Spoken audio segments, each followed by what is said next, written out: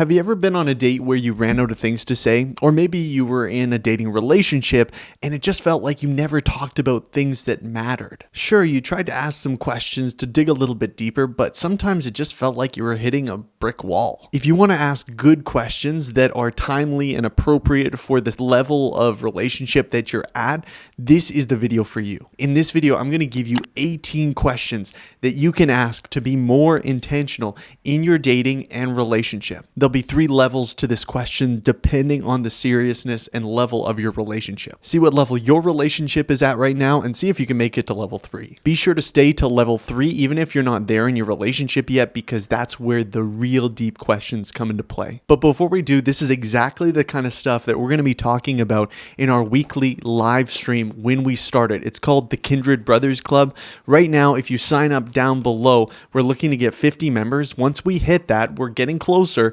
We're going to start weekly video hangouts where we're going to talk about our struggles with lust or relationships or advice and our walk with God and becoming real men. If you're a guy and that interests you, then sign up. This is level 1. So these questions are for you on a first date. Okay, you're going on a first date with a girl. This is what you need to be taking note of. These are some ones that I have used, particularly that have helped me on, create conversation and really understand who the other person is, a little bit beyond the surface level. So first question is, what has God been teaching you right now? Not everybody is at that level of their faith where they're perceiving how God is speaking to them in their life or how he's interacting with them through their circumstances. Not everybody is there. So it's a really revealing question. Number 2, when did God become real to you?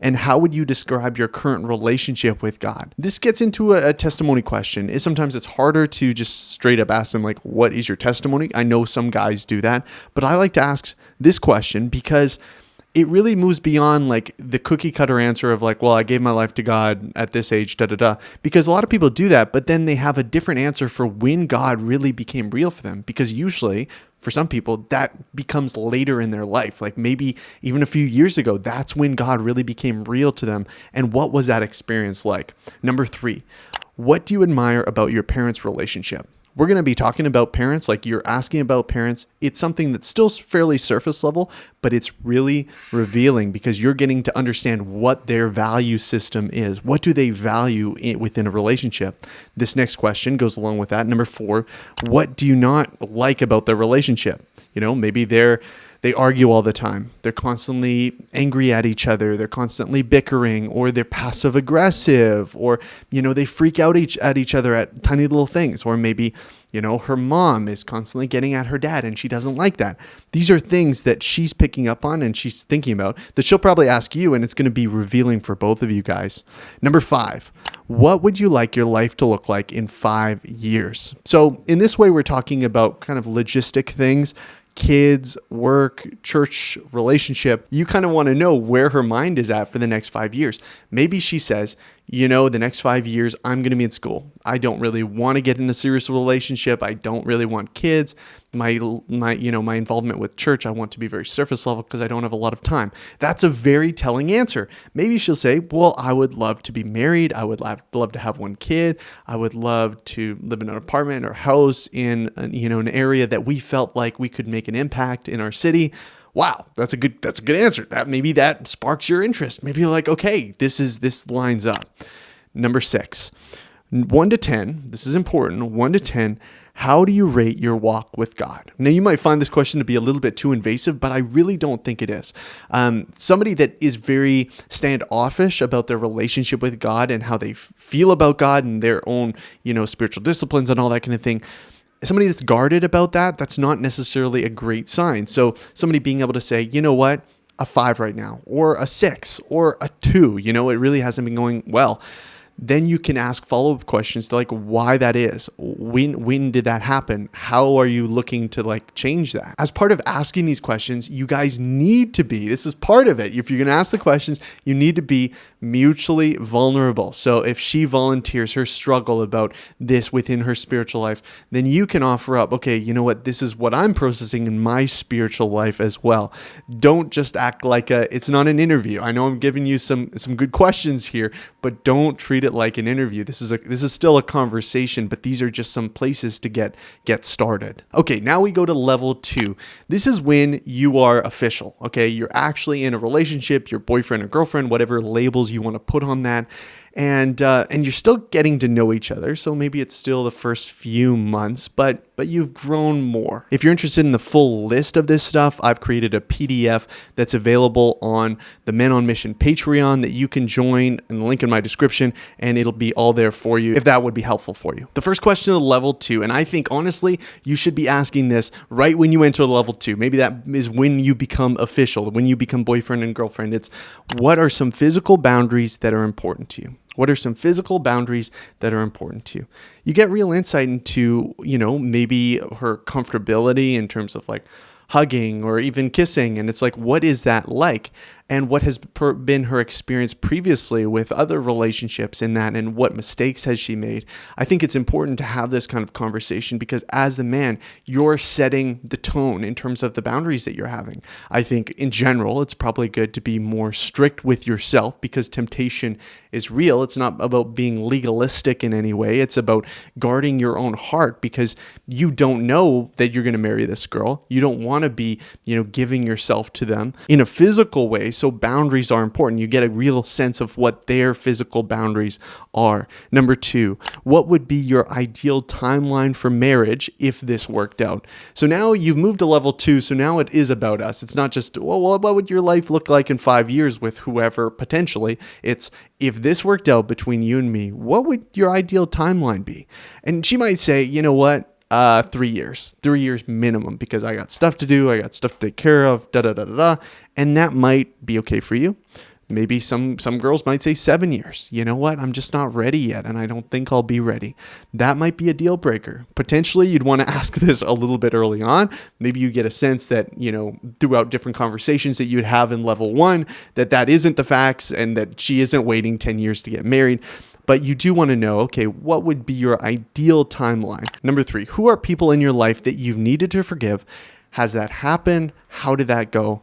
I think one sign of clear maturity is forgiving people that have hurt you and harmed you.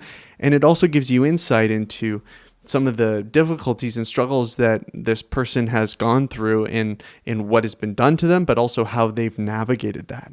Number 4, what are expectations you have of your future husband? This is important. I remember asking my wife this question when we were dating. What is your expectation for your husband in terms of what he should make? And I remember her answer. She said, I want him to provide for us, obviously, fairly comfortably, but nothing crazy. Like, that's my expectation. Whatever that number is, that we can just make it and we don't have to be worrying about money all the time, but that would be my expectation. And I thought, okay, you know what? That's all right. That's an understandable response. Of course, she recognized that there would be times that money might be tighter and things might be difficult, and we'll work through that. But in general, her expectation long-term is that, you know what, that we would be fairly secure in terms of leadership, that I would lead, that the husband would lead in the spiritual realm, that he would guide the family, that he would work hard. That would be a real, important piece for her. And that was important for me to know. It wasn't so much about the number associated with how much, her future husband should make or whatever. It was that she had an expectation that her husband would be a hard worker. And I was like, okay, I can get on board with that. Number 5, how would you describe your relationship with your mom and dad? This is modern day. Maybe things have been rocky in the past, but what are things like now? Because trust me, that will impact you heavily because you become one. So her issues become your issues. Doesn't mean you have the same baggage necessarily or feelings about her parents that she has because she's had a lot more experience with them. But it does mean that her relationship with her parents, man, that's going to play onto you. If she has a really toxic, negative relationship with her parents, then that's not saying that you need to have that as well, but it will impact you significantly. Number 6, how do you want to educate your kids? Now, for me, something that's really important to me is homeschooling. I grew up homeschooled. A lot of my friends were homeschooled. I really have always wanted to, have my wife and in partnership with her homeschool my children. That's just my thing. Other people can be like, man, that's archaic or whatever else, but that's one of my values. So I want to know, Is that something that she would be open to? Is that something that she'd be comfortable with? And the thing with my wife too, when we were talking about this, it wasn't like she wasn't homeschooled herself, and she didn't exactly know how that would look, or she had some questions and doubts and fears with that we talked through. But you at least begin the conversation. I think there's some tendency for guys to beat around the bush, especially if they're nice guys, because they don't want to enter any kind of conflict or really show their expectations. Just as much as you're getting her expectations of what she's wanting, you need to kind of verbalize that too. And you do that through asking questions. You say, how do you want to educate your kids? She says, well, I just think they should be public schooled. I think public school worked for me. Public school is great. Public school is what it's going to be. And I would say, hey, actually, that is something that is a big problem for me, because I just don't believe in, public schools and sending my kids to public schools. And I don't want to do that. That would be something important to talk about. Okay, congratulations. We have made it to level 3. What is level 3? Well, level 3 could be well into a dating relationship or even into an engagement. So these questions are deep. They're important. You ask them after there's a level of trust that has been established, some sense of vulnerability much beyond just surface level. So this is the first question. What do you still need healing from? What do you still need healing from? You understand why this is level 3? You don't ask this on a first date. Maybe some guys do, and maybe in certain particular situations, you get some helpful answers and you bond together and all that kind of thing. But there's a reason you develop some trust, because then vulnerability can happen. And if you're asking what you need healing from, like in a deep sense, a deep emotional, spiritual sense, you need some trust there. So that's the first question. Number 2, what are your top 3 fears about marriage? Top 3 fears about marriage. I just want to know, straight up, for you to be real, like, what is it? Is it sexual intimacy? Maybe it's, living together and the expectations of being a spouse. What does that look like? Maybe it's the fear of being abandoned, of it not working out, or it being actually kind of a bad marriage. What are your fears? Number 3, from 1 to 10, how ready do you feel for marriage? How ready do you feel? Because the answer might be 2. You know what? I want to get married. I really like you. I think we're there. But I just feel like a 2. And obviously, if she says this and you're already engaged, you got a problem. You got some backtracking to do. But if you're dating and you're thinking about getting married, if she says maybe a 4 or 5, you can talk through that. It doesn't mean that it's a red flag or, I guess we need to break up. It just means, okay, well, let's work through why you feel that way. And a lot of growth can happen from there. Question number 4, would divorce be an option?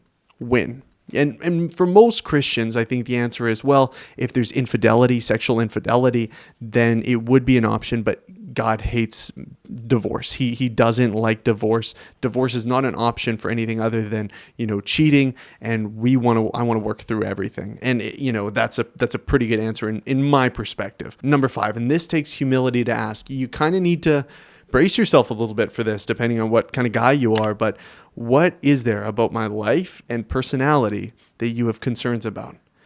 And you need to coax her to be honest. Like, seriously, hey, tell me, what are the things that you have concerns about? And she might say, you know what, sometimes I just feel like you're a little bit lazy and you're not as disciplined as you should be. And that concerns me about integrating our life together, because I don't want to have to nag you and I don't want to have to feel like I need to tell you what to do. Or maybe it's about your leadership. Hey, I know you can lead well, but it feels like a lot of time I'm the one that has to carry us and make decisions, and I just don't want it to be that way.